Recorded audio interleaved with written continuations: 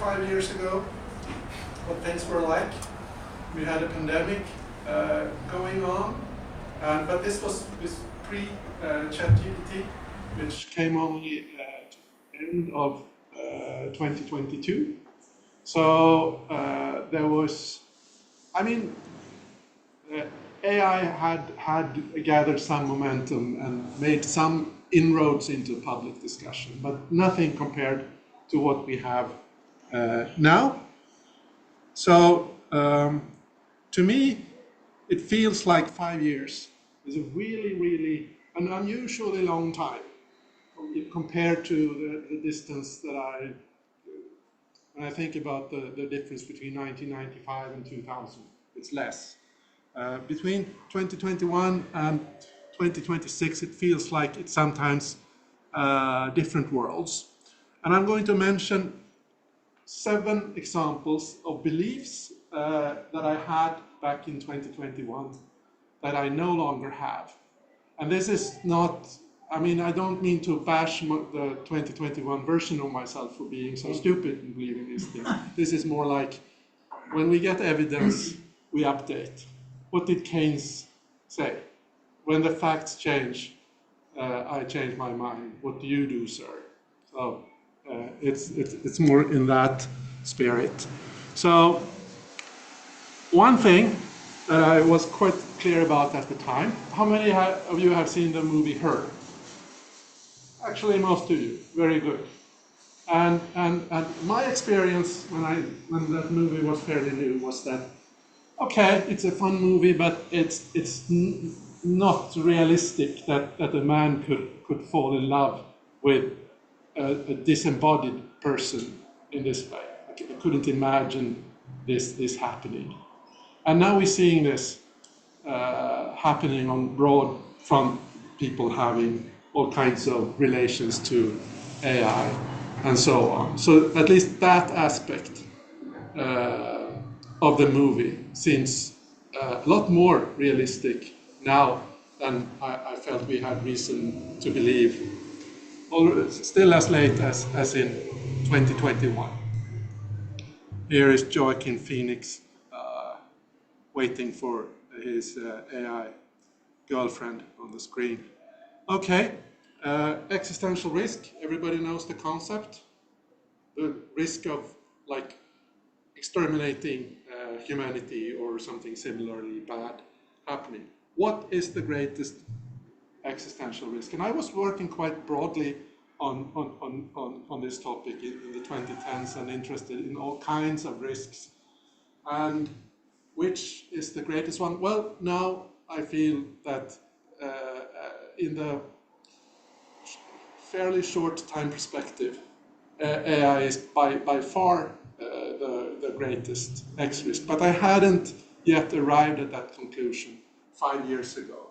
It seemed to me that engineered pandemics was probably a greater one. And this is not just an effect of we were in the middle of a pandemic then. It's not that kind of bias, because I remember that already in the late 2010s, we were thinking a lot about the risk from engineered pandemics. That's a second one. A third one, artificial general intelligence and superintelligence. Related concepts. AGI is typically defined as an AI which is at least human level on all relevant cognitive capabilities. And superintelligence, then they should be far superior across the full spectrum. And I was fairly certain that that was not going to happen in the 2010s at least, or it seemed unlikely. And I remember the paper that everyone was citing, including myself, when it came to AI timelines. This is Jaya Kotra, a researcher at OpenPhil at the time, I believe, who tried to gather evidence from various directions, and in particular biological counterparts of the kinds of intelligence we might build. And she did this in a rigorous Bayesian way and arrived at a posterior distribution which was very much spread out, but the peak and the middle of the distribution was, so this was done in 2020, and the peak would be around 2050, mid-century, so something like 3 decades away, maybe shorter time, maybe longer, maybe a lot longer, so because the distribution was quite spread out. But this was an approach that hadn't yet taken into account what AIs can do at the time of writing of the report, because they couldn't really do much. That didn't seem super relevant. And I think that if we analyze the same question now, as many people do, and I will maybe touch upon this in this talk, we need to take into account what AI can do now and look at how fast they are improving and where, how far away do we expect the critical thresholds to be for achieving these things. So my timelines now, like probably many people in this room consider it to be quite reasonable to expect superintelligence maybe around 2030 or something like that. Although, again, distributions are very, very spread out as in Kotra's time, but the middle of the distribution has, we have much shorter timelines now than 5 years ago. And this is, of course, because so much has happened in the improvement of the capabilities of present-day AI systems. Long-termism, the effective altruists in the audience probably know what this means. So, like, it's an ethical framework where which puts a lot of emphasis on the long-term effect of what we do, the effects on future generations, and even in the very far future. Long-termists claim that this is an important determinant of, not the only one, but an important one for regarding what actions today are good versus not so good. And at this time in 2021, when AGI timelines seemed far, it seemed reasonable when arguing for sending resources into AI safety research and AI safety work, that arguing from a long-termist perspective was a good thing. So I don't do that anymore. And it's not because I've changed my mind about the truth of long-termism. I still think that long-termism is a really sound ethical framework. But with short timelines, I no longer think that it's the most effective way of persuading people that these are important issues. And there is a cartoon where we have this robot saying, "I will kill you and everyone you know," and then we have this long-termist here saying, "Oh no, this could affect people millions of years into the future."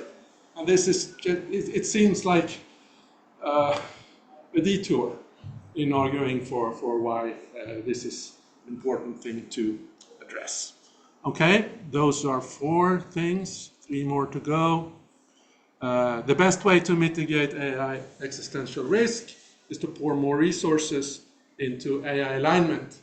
AI alignment is the project of making sure that the first really powerful AI systems have goals and values and drives and so on that are in line with our values.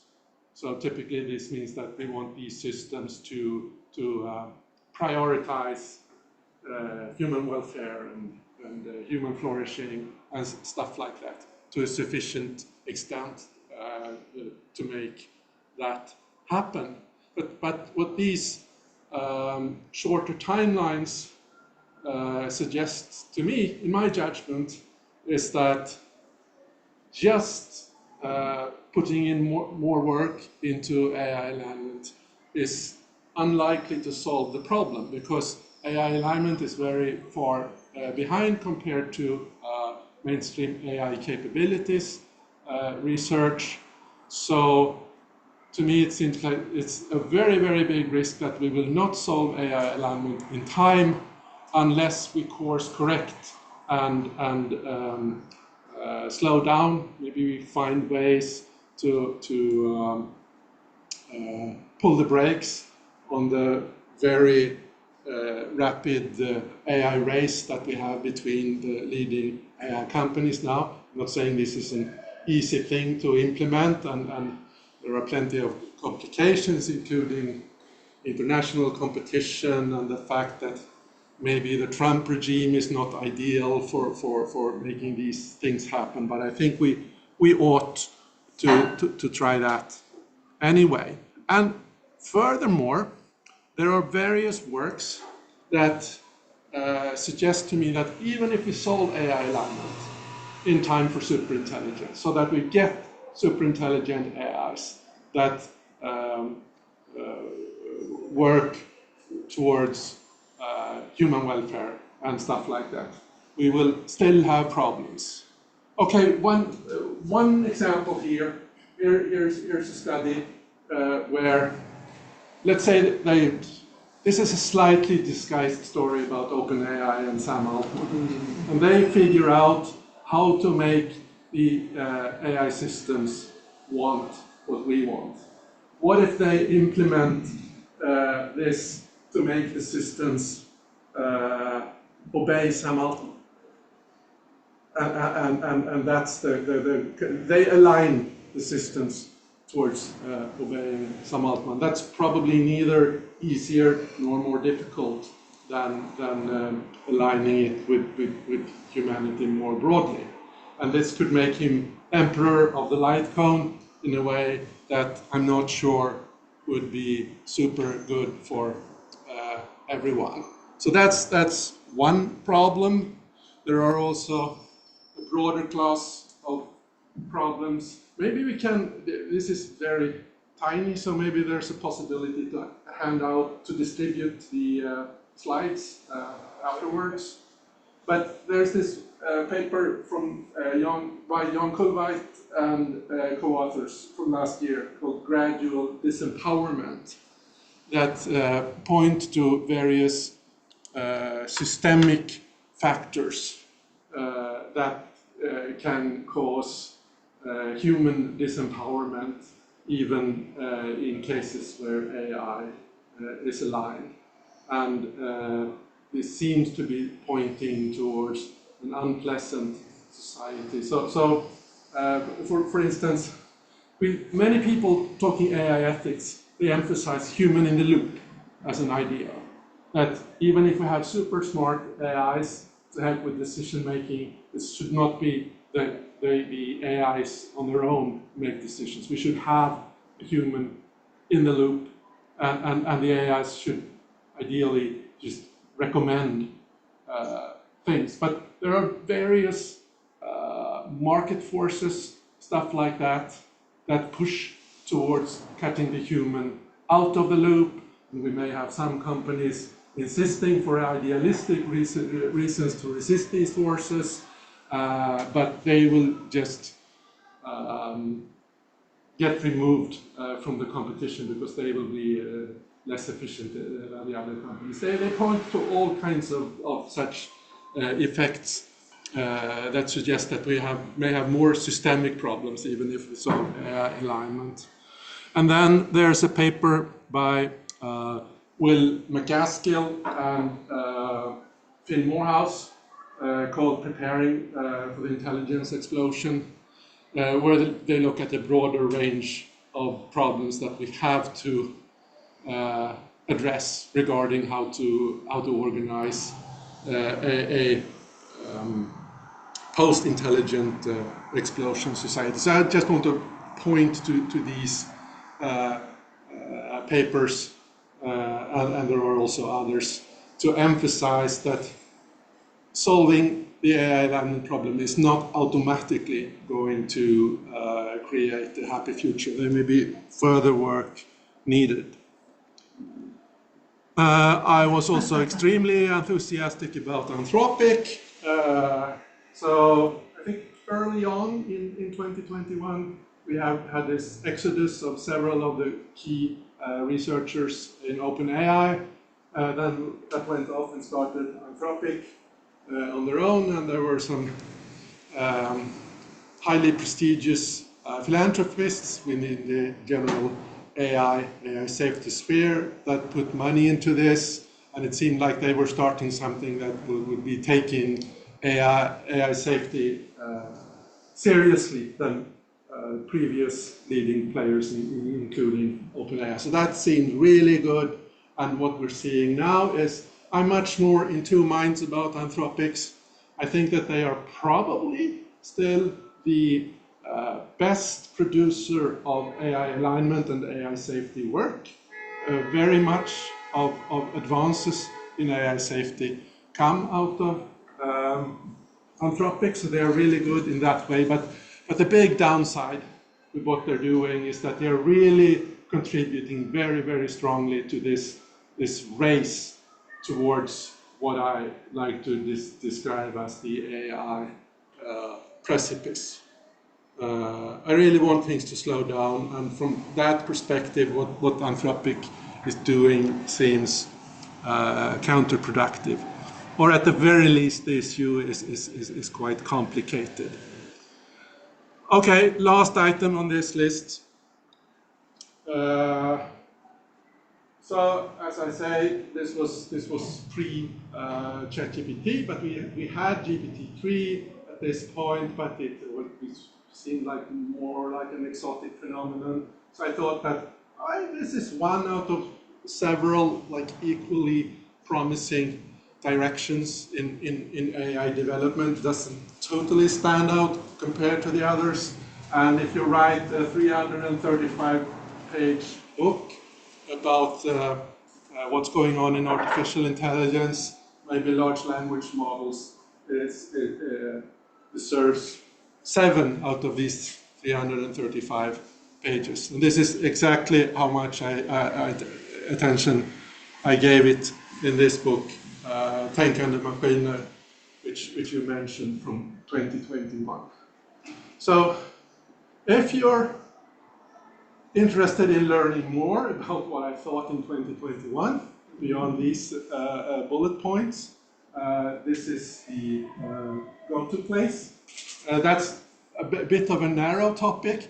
I wouldn't really, there are sections of the book that are kind of timeless, but this is still, it's outdated in many things. So if you want to read it, make sure that at least you turn to the second edition from 2023, where I have a long bonus chapter with all the updates between 2021 and 2023. But even this is starting to feel quite old. So if you want to stay up to date with my thinking about these things, I'd much rather that you look up my Substack, Crunch Time for Humanity, which I started in November, and I try to write posts regularly there about what's going on in AI and what I feel needs to be done, and so on. So I'm not trying to sell this book, as you understand, but it would have been nice if it had been enough of a blockbuster to make me financially independent. This did not happen. So the lower ambition would be to hope that maybe this would be like the best-selling AI book locally in Scandinavia or something. That did not happen. I can lower my expectations even less and say, at least I would hope that this would be the best-selling AI book in Scandinavia from this period, whose title translates into Machines That Think in English. and that have an Orwell-inspired eye on the cover. But not even this was realized, because Norwegian AI researcher Inga Strømke published this book, Maskiner som tänker, 2 years later, which became much more of a bestseller than mine. I don't have a grudge against her for doing this, because there's no, I mean, surely this is a coincidence. It would be weird from her side or from her publisher to just so blatantly take the cover and the title and copy. I mean, I don't suspect anything like that. My grudge is about the contents of the book, which really sends a very different message from mine. And let's look at what she says in an interview in a broad article in the Norwegian weekly news magazine Morgenbladet last month.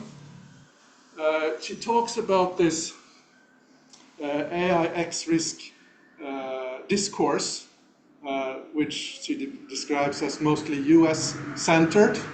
And she says that it's really extremely important that we do not import this discourse to Norway, because we should rather focus our limited energy on concrete problems and opportunities here and now. And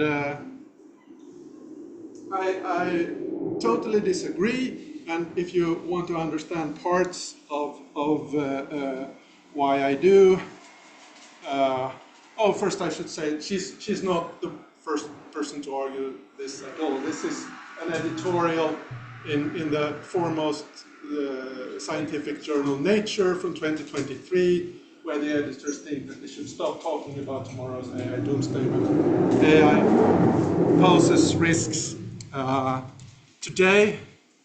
I don't like this complaint, and I have a paper which turned into a book chapter in the book called Contemporary Debate in the Ethics of Artificial Intelligence, which came out in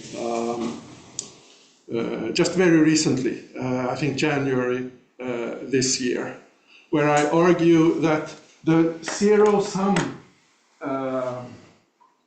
assumption that seems to underlie this kind of reasoning that Inga does here, that there's a fixed amount of attention and resources to be used for either present-day AI risk work, things like bias and deep fakes and stuff like that, and on the, in her view, more speculative existential AI risk.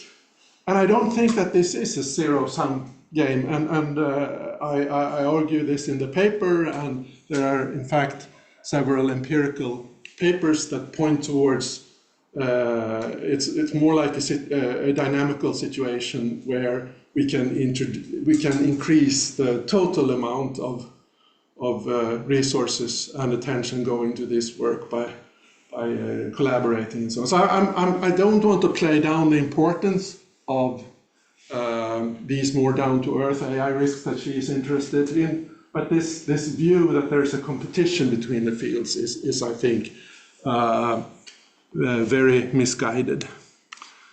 Further on in the interview, she goes on to state that at present, there is no empirical or scientific basis for assuming that the predictions coming out of Silicon Valley will come true, predictions about superintelligence, for instance. And she adds that claims about superintelligence are based on intuition, analogies, extrapolation, and technological optimism. And the contrast here that she makes is between, on one hand, science, which she thinks is good, and on the other hand, intuition, analogies, extrapolation, and technological optimism. Optimism here means, in the specific sense, not meaning that things will go well, but that the technology will evolve rapidly. And I claim that the first three of these are essential ingredients in science. So the contrast is kind of strange. We can't forget about the technological optimism part, because in this context, it just means to have a different view than Inga Strömke on how fast we can expect technology to develop from here on. So let me skip that one and just say a few words about these three things. Extrapolation is totally necessary to say anything useful scientific about that could be useful in the future. Because all the data that we base the science in is almost per definition about the past, what things were like in the past.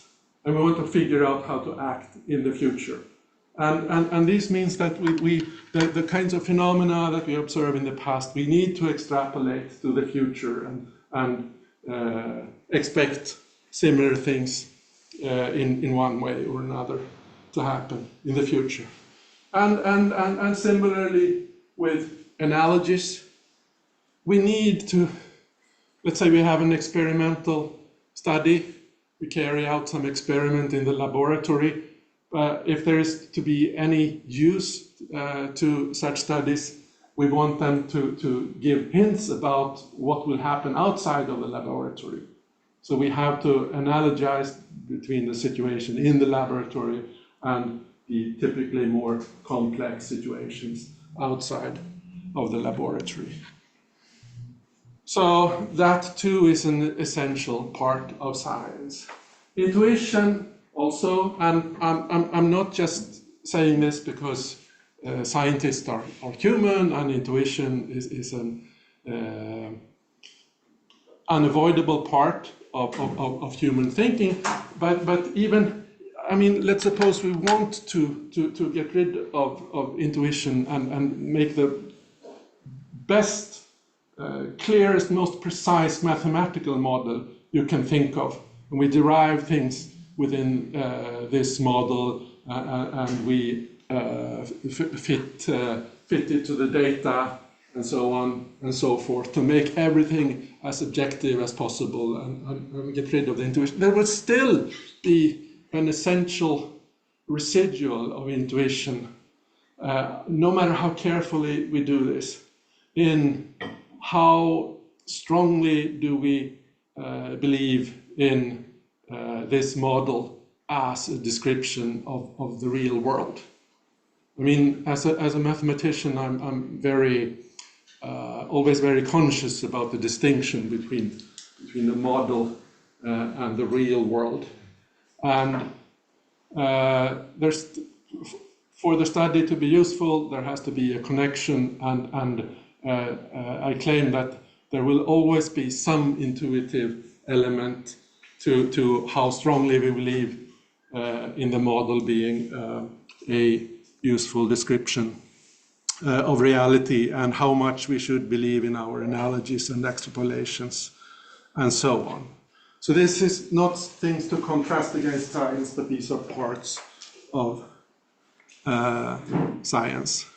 So now I want to talk a little bit about some of the best data that we have for looking scientifically at the issues about AI safety and so on. And this is meant to shoot down Inga Strömke's claim that there is no empirical or scientific basis. I claim that we are in the process of building up an increasingly strong such scientific basis.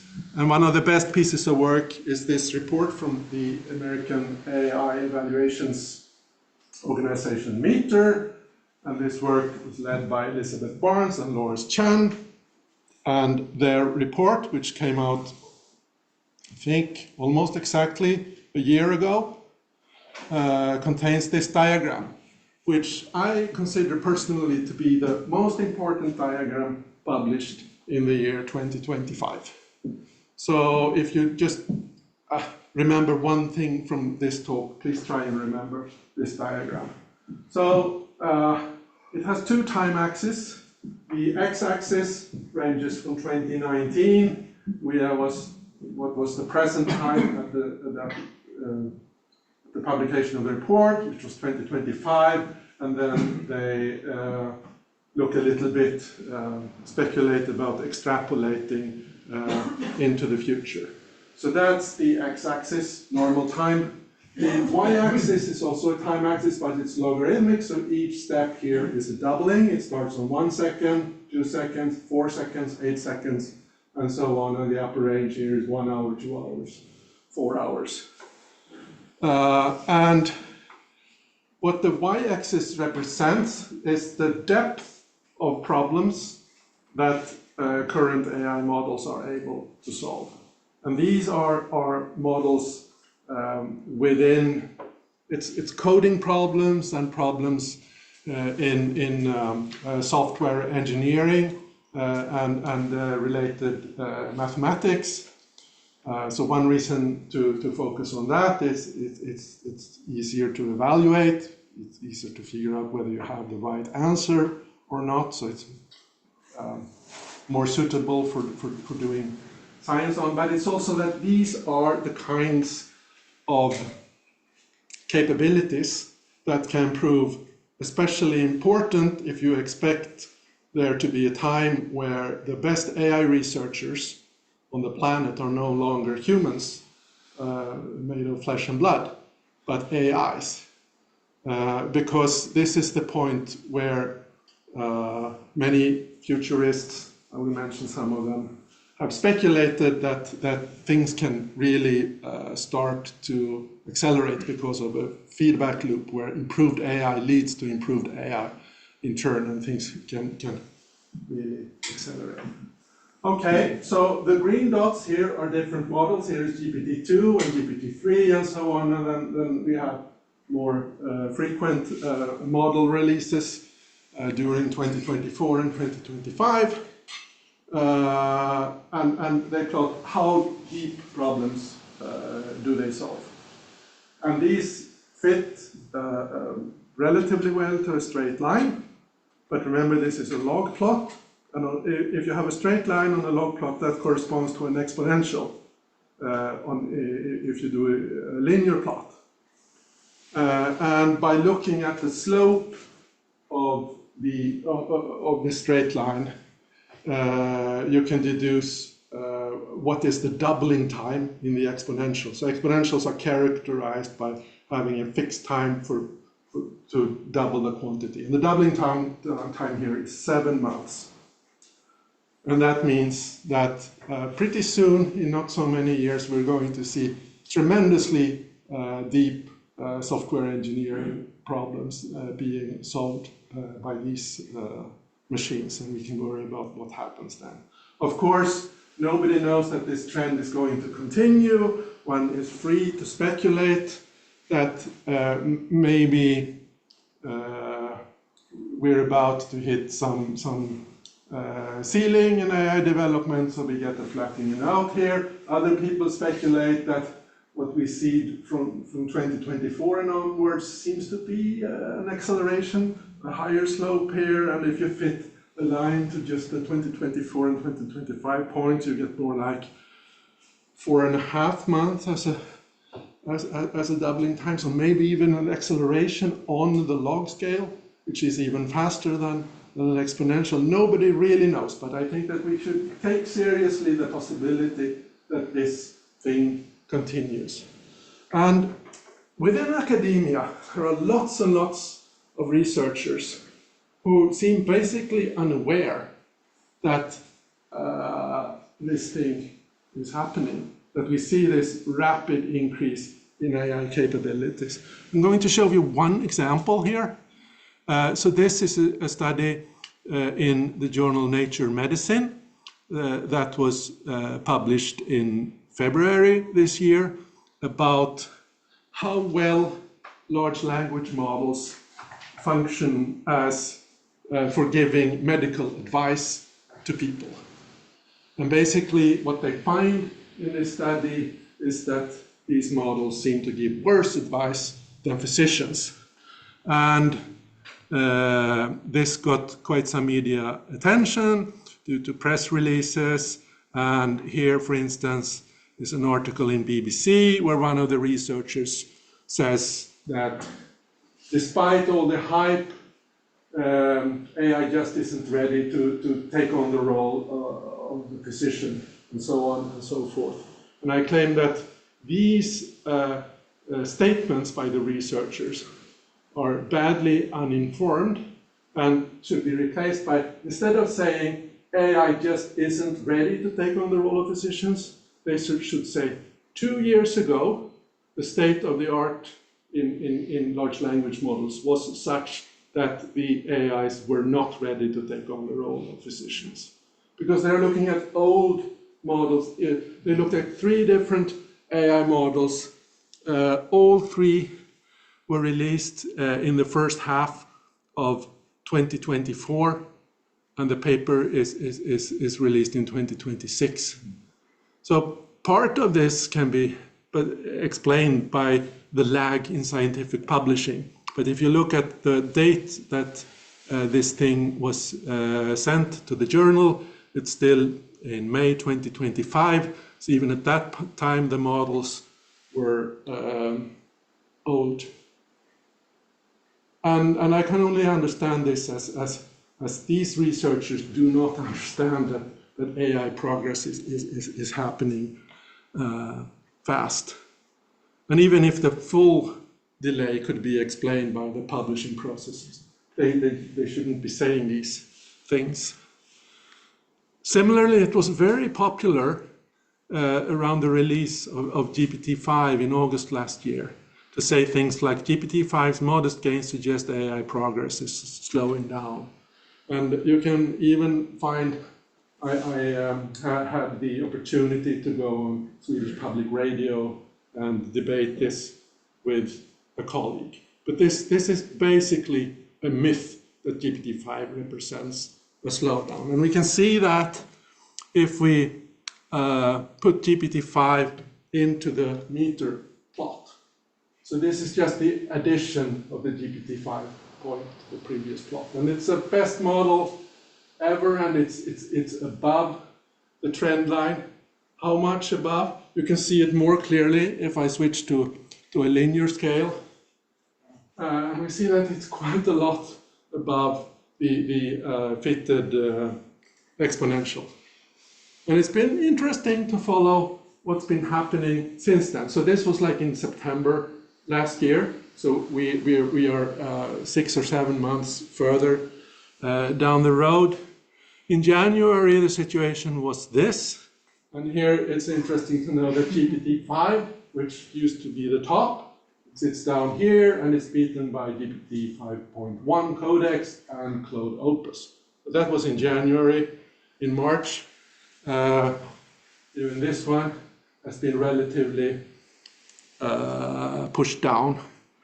And now Claude Opus, the confidence intervals here are quite large because the measurement problem is difficult, but the point estimate is that Claude Opus is well over 10 hours compared to the 1 hour that we saw 1 year before when this report was new in the depth of the problem that can be solved. We don't yet have data. I don't even know whether Meter has access to the new Claude Mythos model that was released last week. But I would expect that to end up quite a bit higher. And if you want to, I'm not going to, unless there is interest during the Q&A to discuss particular issues about Claude Mythos. But otherwise, you can turn to my most recent Substack article about this thing. And I have an article coming up in Swedish newspaper Dagens Nyheter about this as well.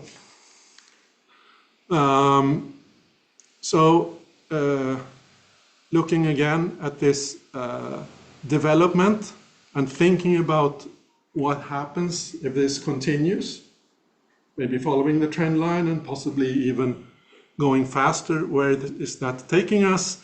And the view held by many insiders in Silicon Valley is that this might quite soon hit this critical point where the feedback loop of recursive AI self-improvement starts happening.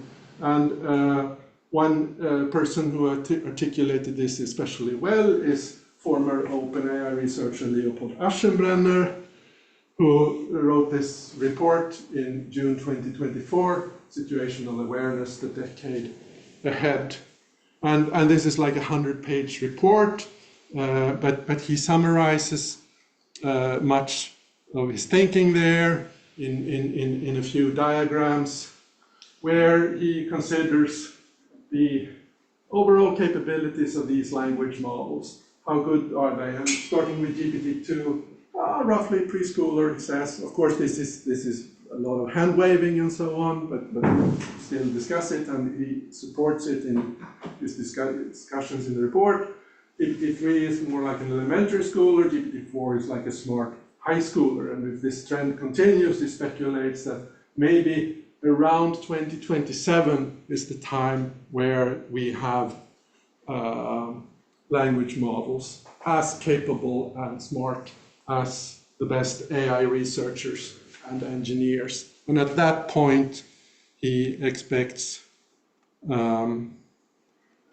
the kind of acceleration to happen that has been discussed earlier in the literature by thinkers such as Ray Kurzweil. This book is from 2005. It's super outdated. It's even worse outdated than my own book. But he was quite early in predicting drastic things happening in the present century. A mathematician who looked more closely at the dynamics that a recursive self-improvement could imply is Ray Solomonov. This paper is from 1985. He used a differential equation modeling approach and a comparison to how the well-established Moore's law for how hardware development has happened up to then, and I would say more or less up to now as well. And he finds, using these kinds of ingredients, that something quite drastic happens when the intellectual input into the further development of algorithms and computer systems comes from these systems themselves rather than from externally. So these look like two somewhat superficially very similar differential equations, but they are very, very different because these just leads to exponentials, and these lead to so-called hyperbolas, which go off to infinity in finite time, unlike exponentials. Now, of course, nobody believes that these models are going to hit infinite intelligence levels in finite time. I don't think there's anything like infinite intelligence, and it seems like physically implausible to reach infinity levels. But it's enough to suggest that things can change quite radically in the regime where we get this kind of feedback feeling. And more and more there have been discussions where it's suggested that we have started a little bit to enter this regime if you consider things like how much of the coding within the company Anthropic is actually done by Claude. And it's a quite significant percentage. Don't dare quote the numbers because there are different suggestions, but it's a substantial percentage. There are refinements of the Solomonov model. One was published last year by researchers Daniel F. and Tom Davidson. And this is a kind of generalization of Solomonov's model where you have a parameter R saying something about how much it pays to get this extra feedback, and R equals 1 corresponds to Solomonov's case, and R greater than 1 gives explosive behaviors, and R less than 1 gives more a leveling out. Again, this is logarithmic scale, and the great thing here, there are two things that are good about their work here. One is that they look purely at software improvement.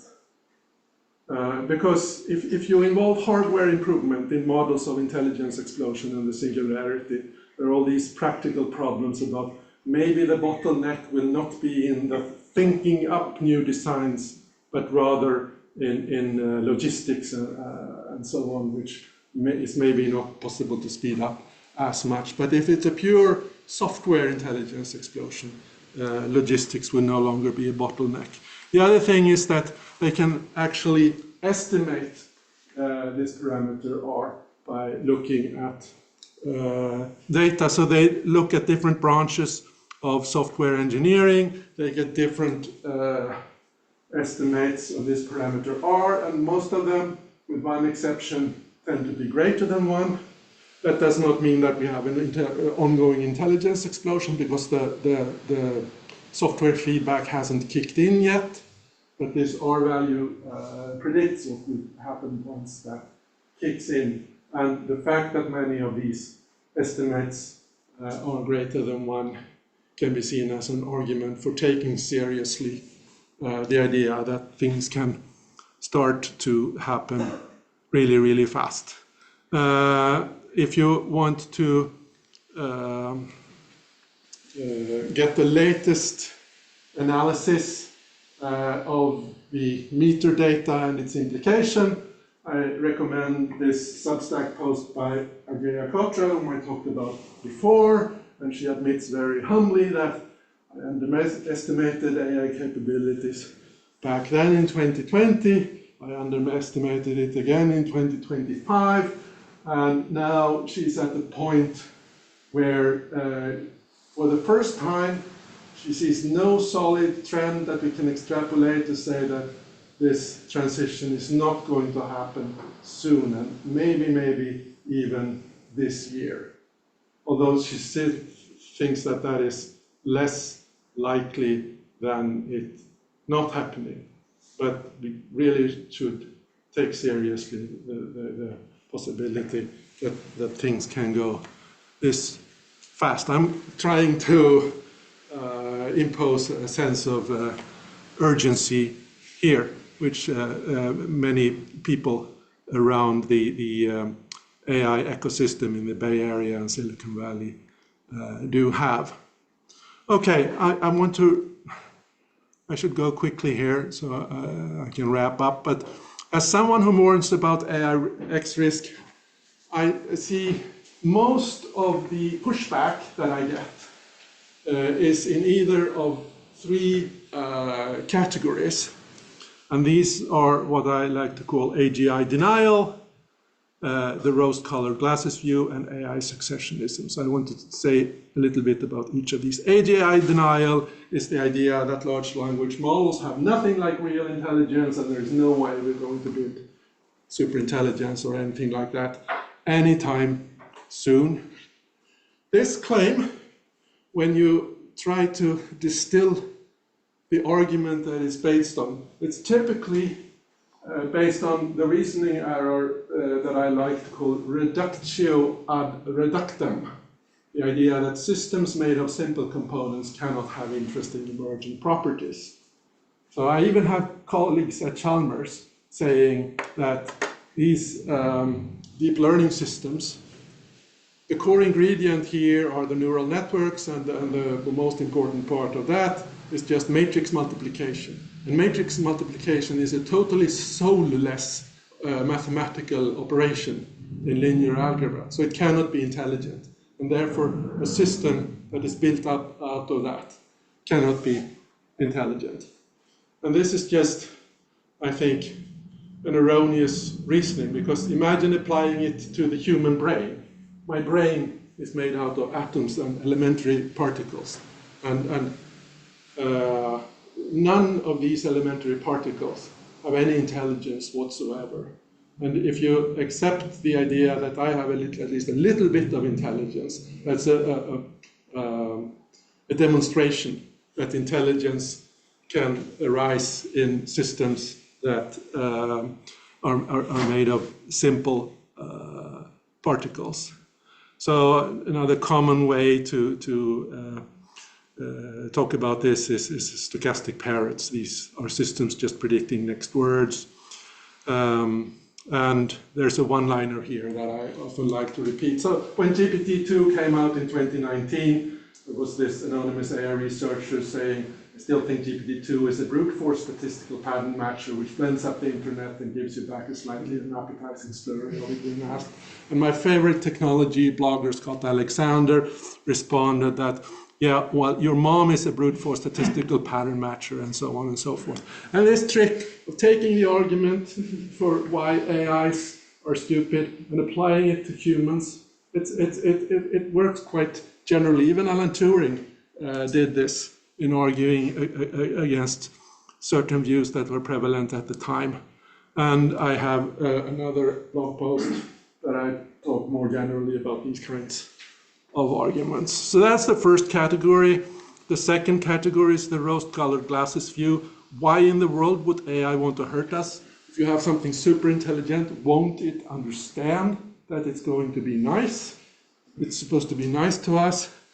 And I think that answering this question, there's no one-liner, I think, that demonstrates that this view is wrong. But if you look at it more carefully, if you consider the theory of ultimate versus instrumental AI goals, orthogonality and instrumental convergence, then this suggests very strongly that this is not something that we can expect to happen automatically, superintelligent machines that are nice to us. And this is outlined in books such as Nick Bostrom's classic Superintelligence from 2014, my own book, and the one I'd like to recommend most of all is the Yudkowsky and Soares book from last year, If Anyone Builds It, Everyone Dies. So that's the theory part, and this is increasingly supported by various experimental evidence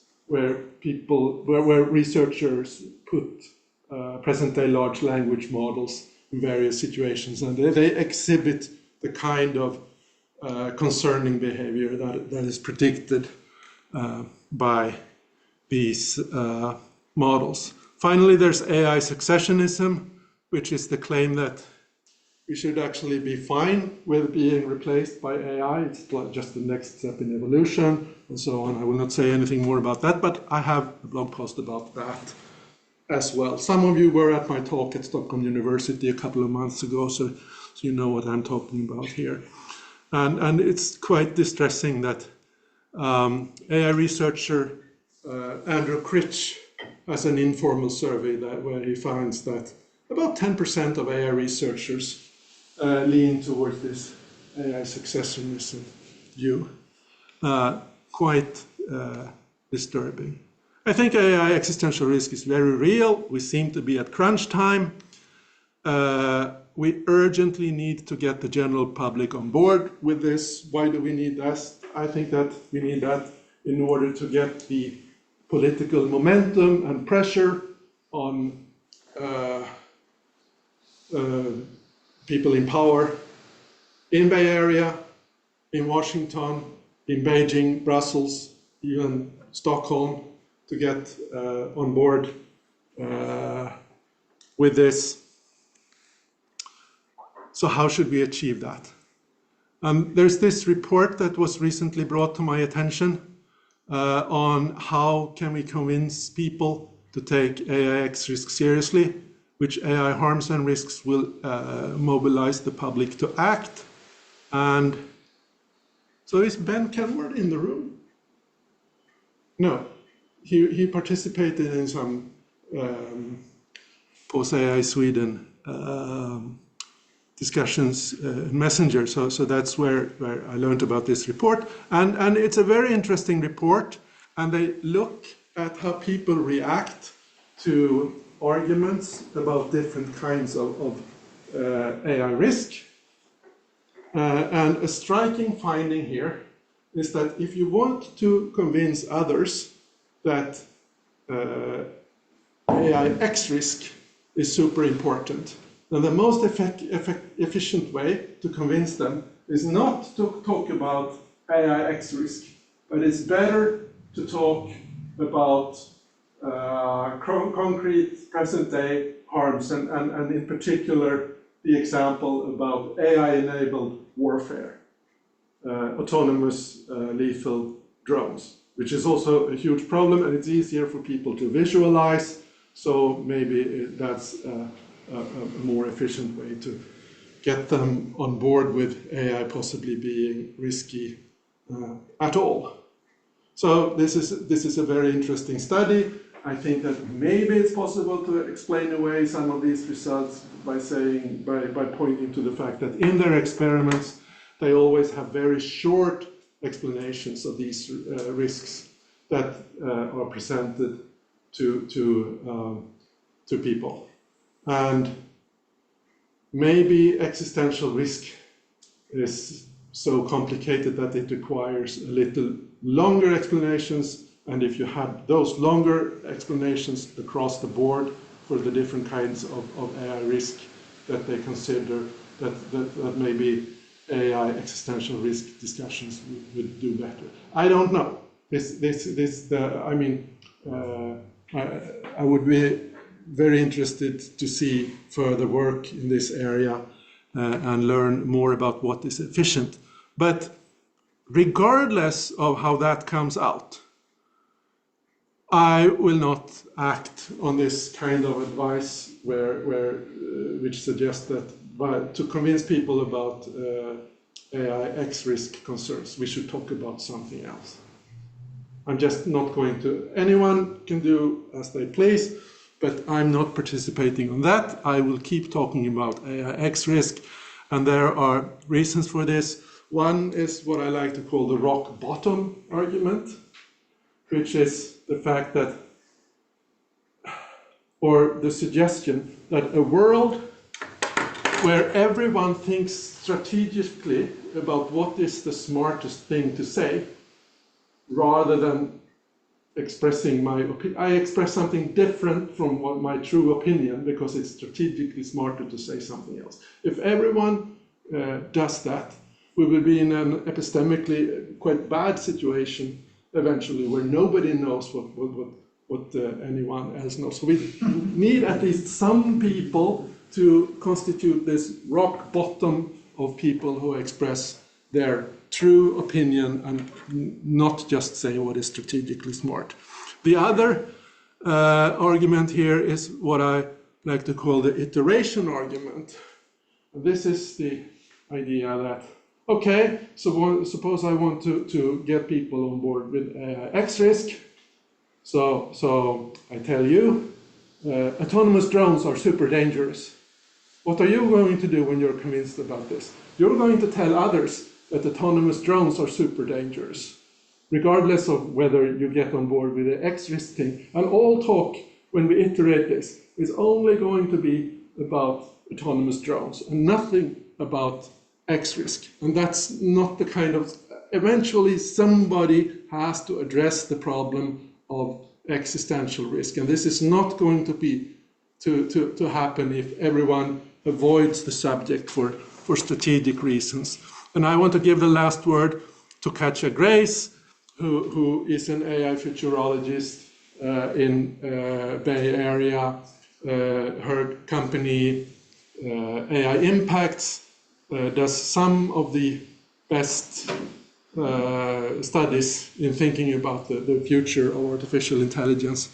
And here's what she says in a very recent tweet. Your sense of what's in the Overton window and what people will listen to has failed you 1,000 times over in recent years. Stop pretending mastery of these tricky social issues and instead do your duty as an expert and inform people about what's happening. Just tell people what's happening. And this, yes, I think I'll stop there. And thank you for your attention, and I welcome discussion and questions if we have time. Thank you very much.